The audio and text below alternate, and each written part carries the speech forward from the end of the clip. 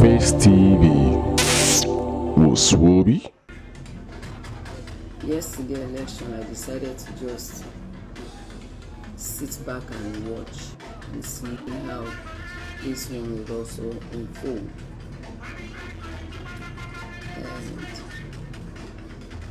I was happy that some of the polling units were very peaceful. And I was also very saddened by a lot of things that went down in some of the other polling units.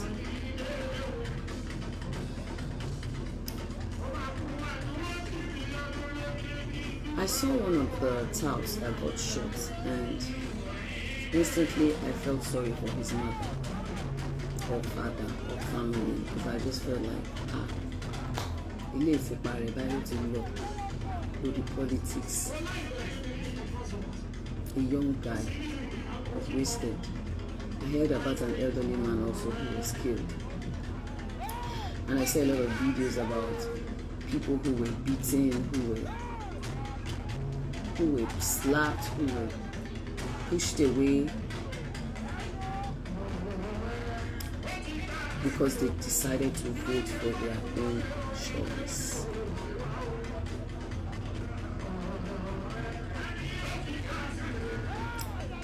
I don't think after this election I am ever going to see some people the same again. I don't think I can ever bring myself to relating with some set of people that I once called a friend. I don't think anyone should be bullied.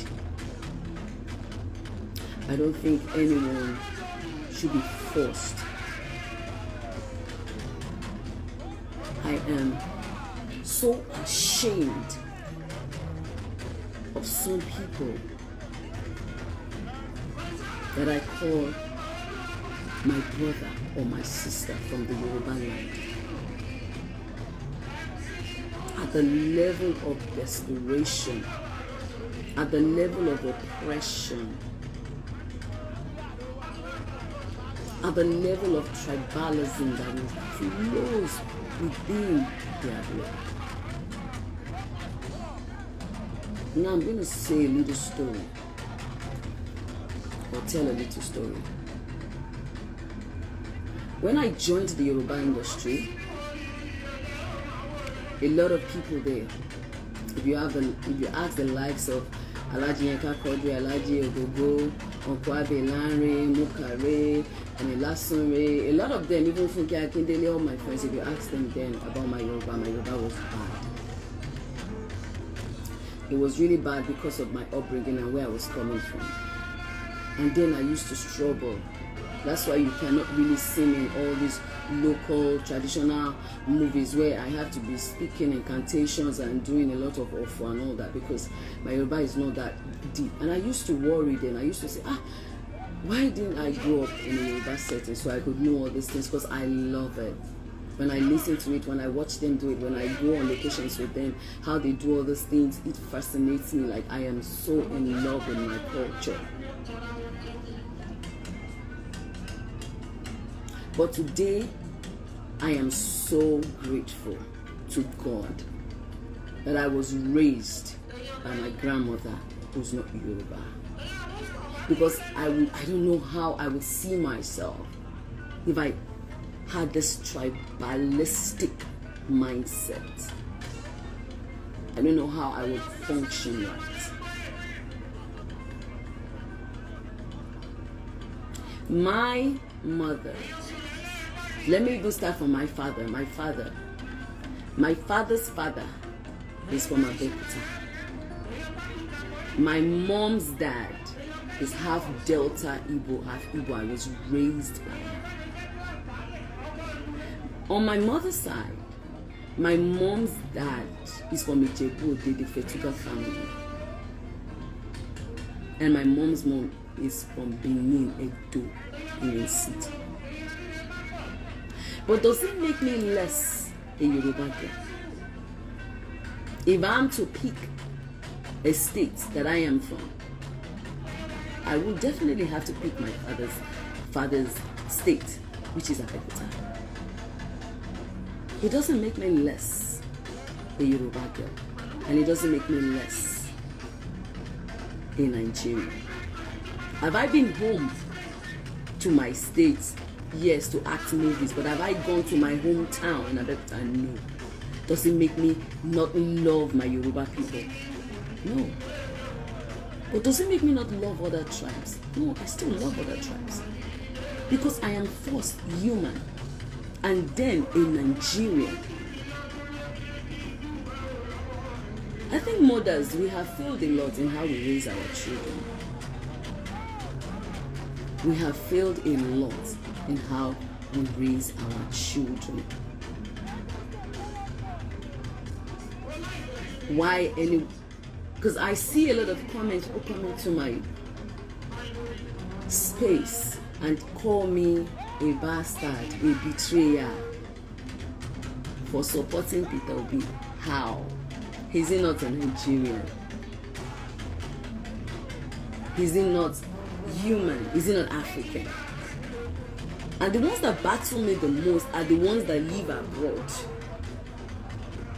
and still spill all this rubbish. You live in another man's land where you have gone there to fight tooth and nail by working, by doing a lot of things to attend their passport or their paper. And you guys are so quick to say, oh no, I have my American passport, I have my British passport. Oh, I am British, I've left your country for you. If these people are relating the way you people were relating this period, this election period, do you think any one of you would be there having a British passport, an American passport, a Canadian passport? You go there and you call that place home. But yet, you stay there and you say, oh, the Igbos should go back to their land. Oh, they are not Yorubas. You make it seem like it's only the Igbo people that are under LP just because their presidential candidate is an Igbo man. How do you guys reason? But you forget that we are all Nigerians and we are all one. You all forget that.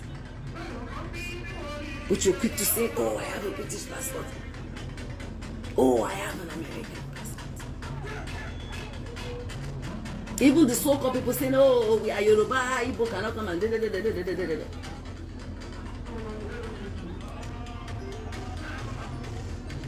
The LP governor candidate, his dad is from Lagos Island. He is in Lagosian first.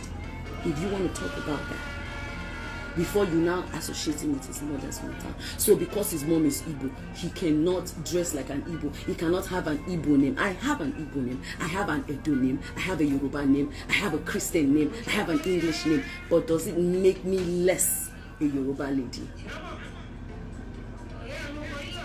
No, it doesn't make me less a Yoruba lady. I am highly disappointed in a lot of people that reason that way. If you are a tribalistic bigot, you have no reason complaining about racist, because there is no difference between you and anyone who is a racist. There's no difference. You are all the same, and you must know that. And if you come on my page, because one of the reasons why I'm doing this live video is because I see some stupid comments. Don't want me, I block, I don't even have time. They except the ones I want to respond to.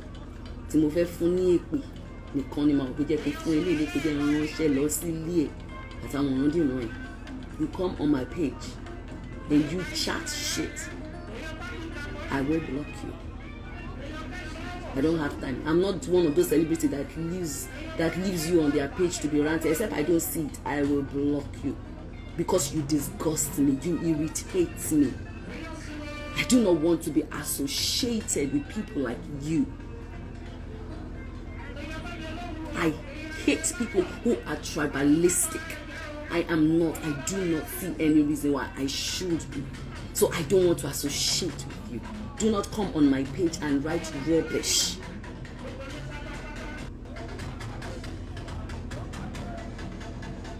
And I see all the threats. We are going to come for you. Come for who?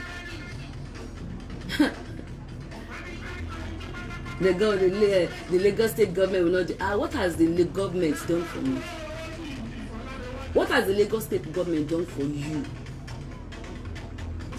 Except those of you they've given money to campaign for them. After the campaign, what will happen to you? Do you think they will pick your call? Do you think they will see you? Do you think they will relate with you? They only call you when they need you and they dump you immediately they enter office. They don't have your time. And that's a fact. So who will suffer more? Me?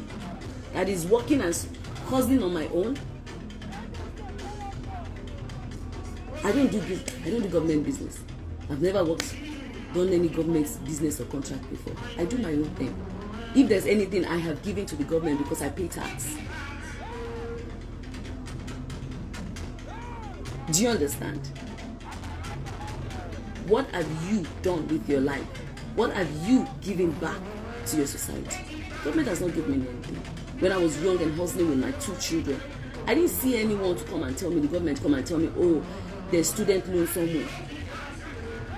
Even though general hospital, when you go there, they treat you, the condescending level there is crazy. They treat you like you do not exist. So I have never had to use a government hospital before. Because I do not want a situation where my children will be treated like animals. I do not want a situation like so. I have worked so hard for where I am today. My son don't live here in Nigeria. My daughter right now is in America. She can choose tomorrow to relocate to anywhere in this country, in this world, anywhere. My children can choose to relocate. I will get them that visa. Trust me. I have visas to all important countries. I have visas to America, to London, to Canada. If I choose to relocate today, I will go. But what about you? Because you come on my page and you chat shit. What about you? What do you have? What is going to happen to you after the 10K, the 20K that they've given you, or the 100K? What will happen to you next? Even if they give you 5 million, you will finish spending it. If they give you 10, 20 million, you cannot spend it in 4 years. What will happen to you at the end of the day? They will forget you, they will dump you, and you will suffer.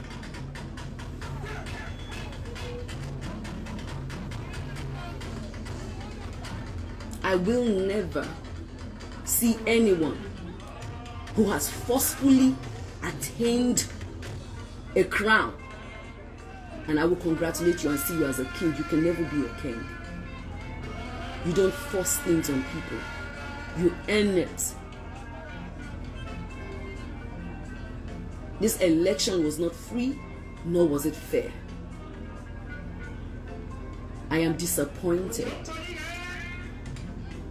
In 2023, if we could still have all this and call it election, then trust me, we have a very long way to go in Nigeria. A very, very long way. And I will continue to speak my truth. And I will stand by it. Do you know why? Because I am not afraid. I am not a coward like you that cannot come out and speak your truth because of what you want to eat. Because one particular friend thinks that you have to be loyal to them. No way. I will speak my truth. I will stand by it. And I am going nowhere. Because all die and I die. We will all die. If you come, you kill me, you also will die. You cannot take that away. Everybody's going to die. It's the time, the age, and the place, and the method of your death that is different. We are all going to die. I am not afraid of nobody. And so those of you come on my page, oh, you are cancelled, you better run away, the government is going to come for you. This is the nobody is coming for nobody. I am not like you where they come to threaten you to silence your voice. My voice can never be silenced. The only thing that will happen is I will never associate with some certain set of people again. Not because I hate them, but because of their mindset. Their mindset is corrupt.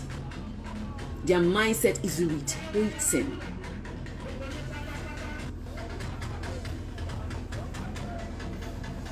Support your party.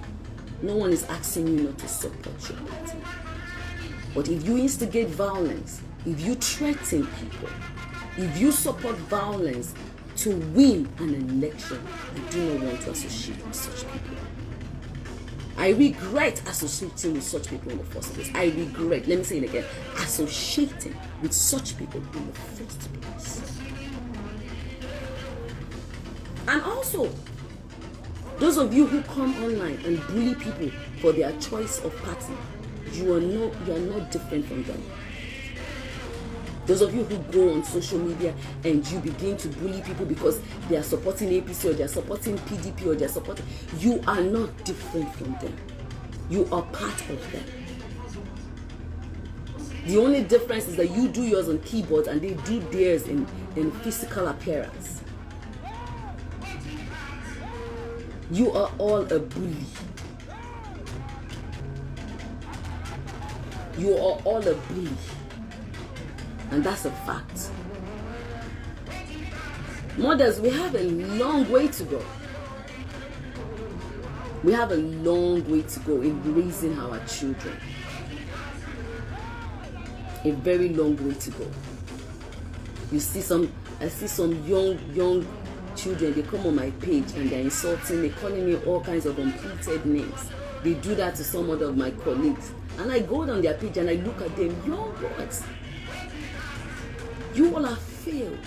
Have you seen my son come on social media to insult anybody's mother or father before? Or have you seen my daughter do so? Most of you were not raised right. And if you were not raised right, you better begin to raise yourself. Because you think you can come and curse people and go and you feel that you are safe because you're not seeing them one-on-one or you think they don't know you. But karma has a way of visiting a lot of people. And that's a fact. And I will continue to speak my truth. And I'm continue to say it exactly the way it is. We can all do better. And most especially mothers. Today is Mother's Day, so I'm talking to the women now. We can all do better in the way we raise our children. Let us start first by letting them understand that we are all one. It starts from your house up in the house, where your house step has to sit on the floor, use a particular cup to drink water, a particular plate to eat food. Where your children go down and you insult them and be rude to them and you allow it and you make them feel so superior. Start with your home on how you raise your children, because these are all the things that affect them when they grow up. They feel they're special than a certain kind of child. Raise your children to be humble. Raise them to be respectful. It's important. Bolanle, what is your name? My eyes just caught you. Bolanle, but let me block you. Don't have time for rubbish. I need to block a lot of you.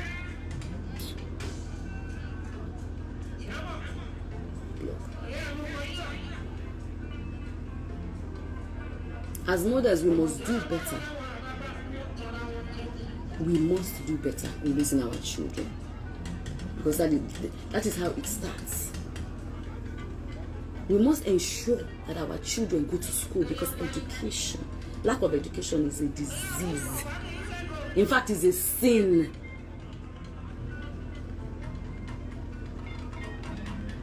We must do better as a mother. Send our kids to school. Ìwé tèmi ò kà, àwọn ọmọ mi gbọ́dọ̀ kà, so that ọdún orí wọn á tún lè pọ̀ sí ju irú tiwa báyìí.